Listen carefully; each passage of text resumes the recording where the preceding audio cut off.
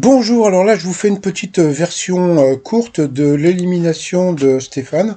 Donc ça y est, après 153 émissions, bah toutes les infos que j'avais données étaient bonnes. Donc bah pour tous les gens qui pensent que j'ai une chaîne de merde, eh ben voilà, vous l'avez dans l'os, hein, mais bon c'est pas grave. Et puis je remercie encore Ginette plus bah toutes les personnes qui m'envoient les infos sur mon adresse étoile de midi à outlook.fr. Donc voilà, je trouve ça très sympa. Donc voilà, si vous voulez vous abonner à la chaîne, c'est en bas à droite. Donc, eh bien, comment il a été éliminé le Stéphane? Bon, bah d'abord il y a eu ce qu'on appelle, eh bien, le coup par coup. Alors première question du coup par coup, qui est mort à plus de 5000 kilomètres de son lieu de naissance. Donc il est parti sur Jacques Brel, et Jacques Brel, eh bien, il est mort à Bobigny dans le 93 à l'hôpital Avicenne. C'est étonnant, mais c'est vrai. Donc voilà, donc il avait les boules.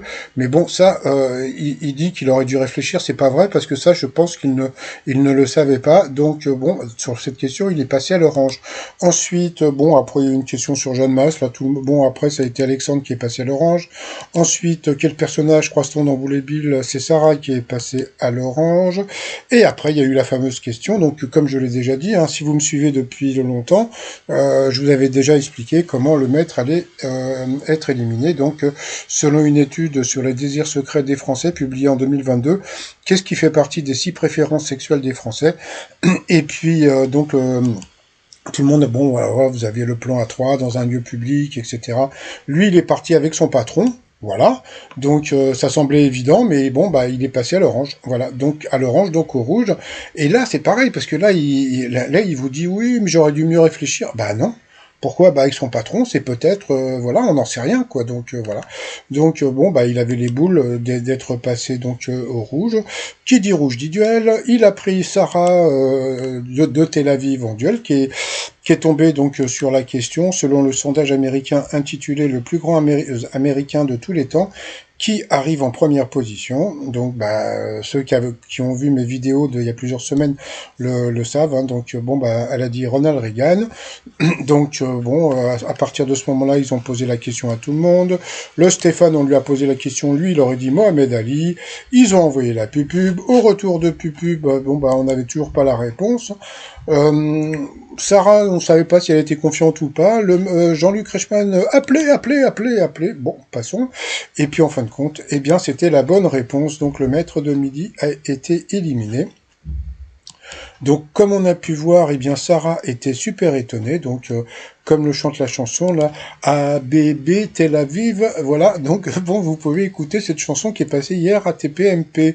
Donc, bon, bah, Jean-Luc Reichmann, bah, voilà, il perd son poulain, le maître de midi. Alors, voilà.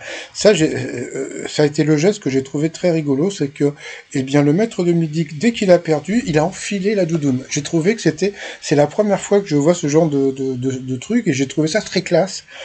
Qu'il mette sa doudoune directement, voilà. Donc après, il a dit au revoir. Bon, il avait l'air au début un petit peu déçu. On pensait qu'il allait être fair-play. Sarah, bah, n'en revenait pas. Et puis bon, bah après, ça a été, bah, il a tiré un peu la tronche, hein, donc voilà.